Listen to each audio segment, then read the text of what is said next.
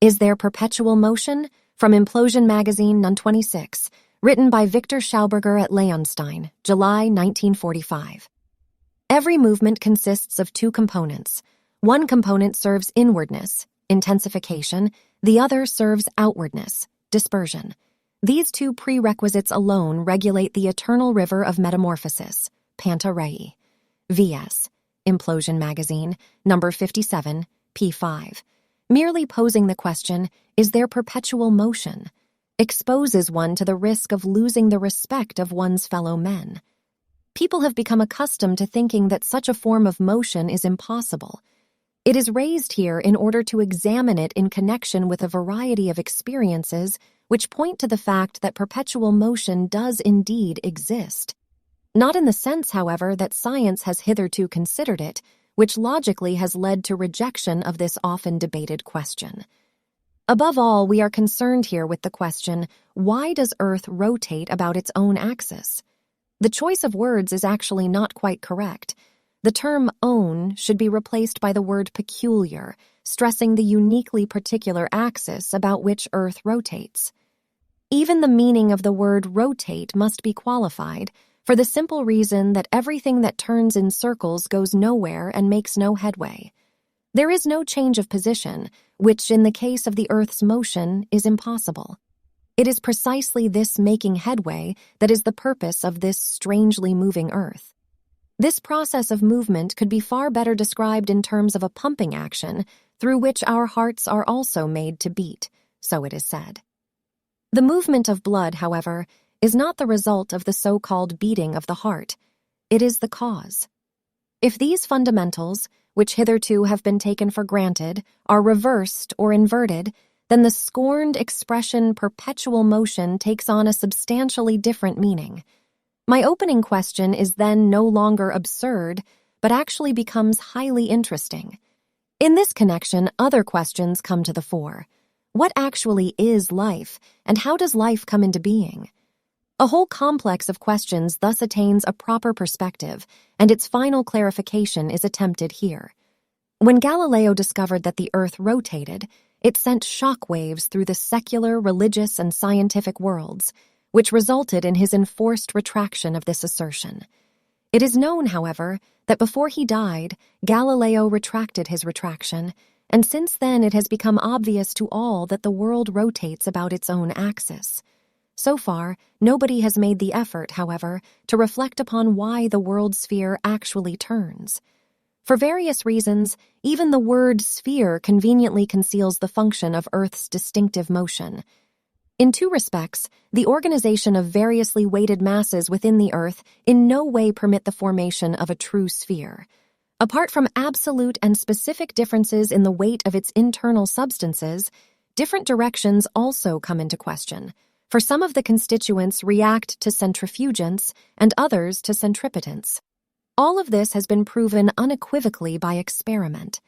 This fact alone demands an eccentric form of motion, which in turn is mirrored by the asymmetrical shape of the Earth.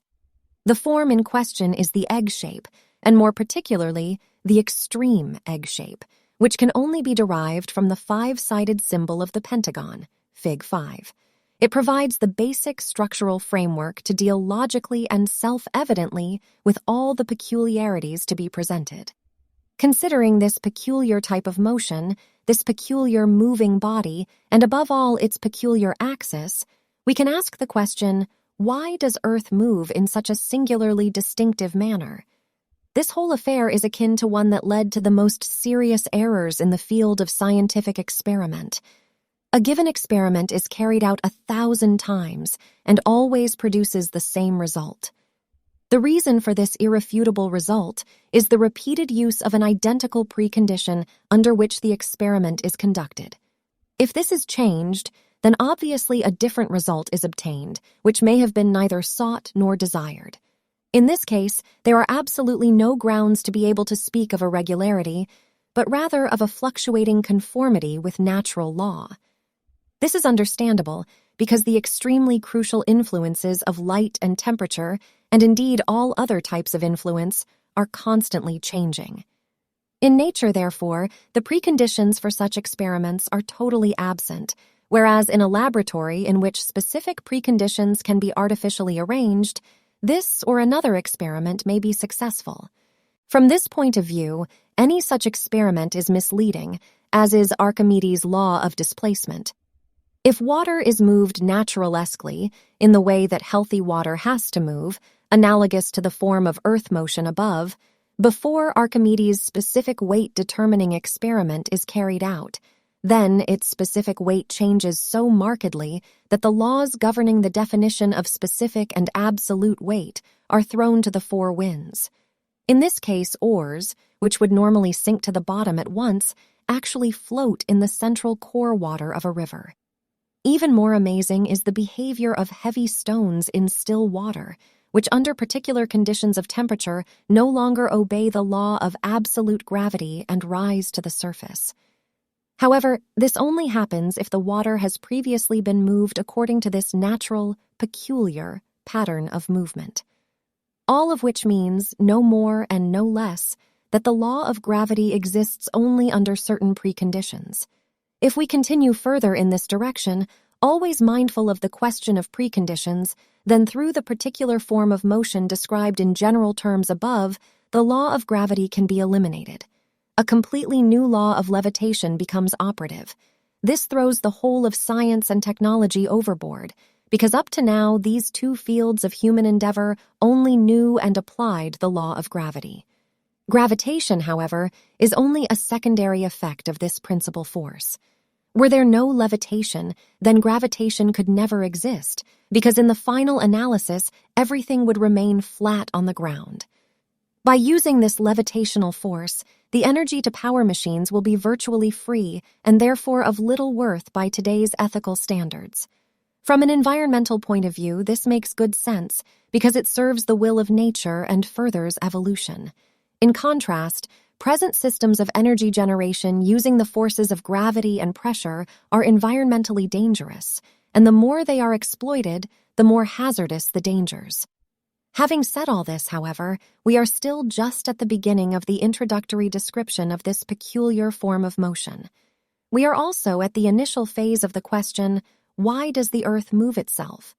In answering these questions, we inevitably get closer to the resolution of the question, is there perpetual motion?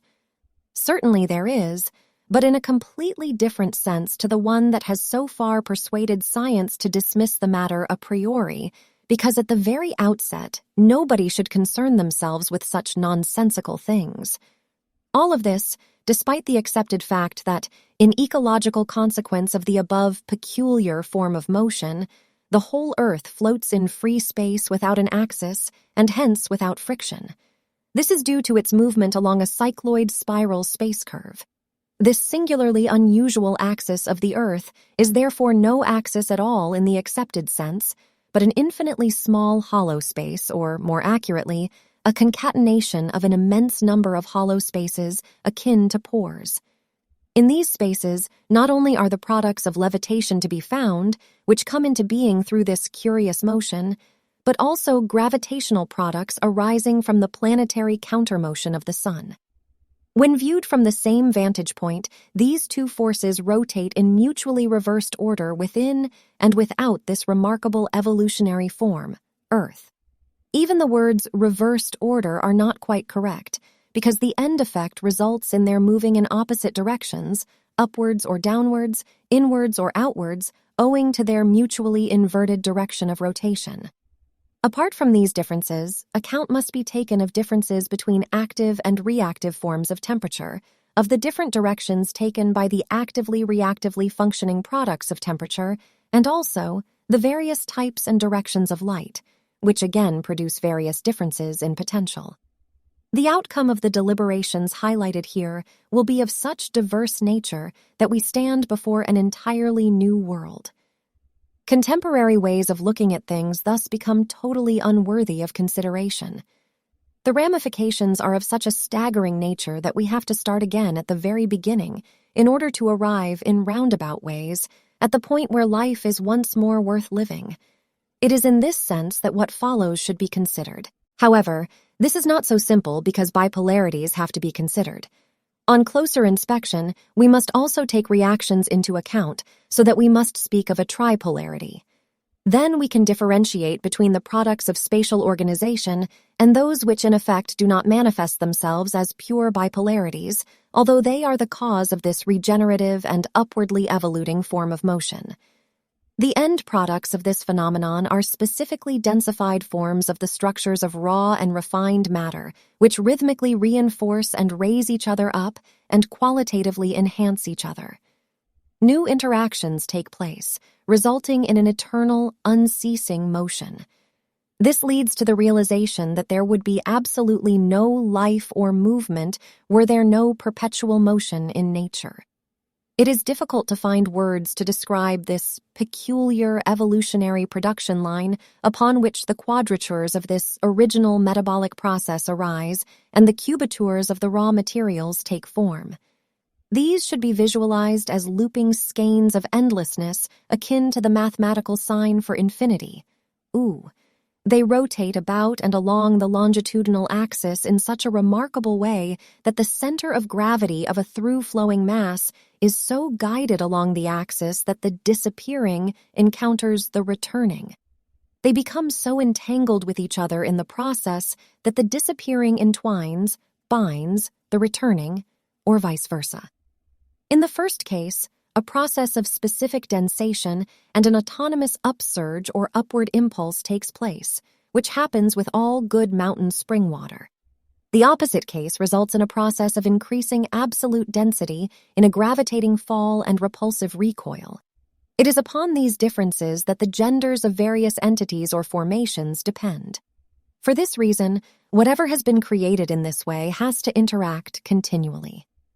Through the agency of a special impulse and repulse generating motion, the crude material cannot disappear, but by being moved implosively, it is continually reborn in the production of refined matter, ethericities.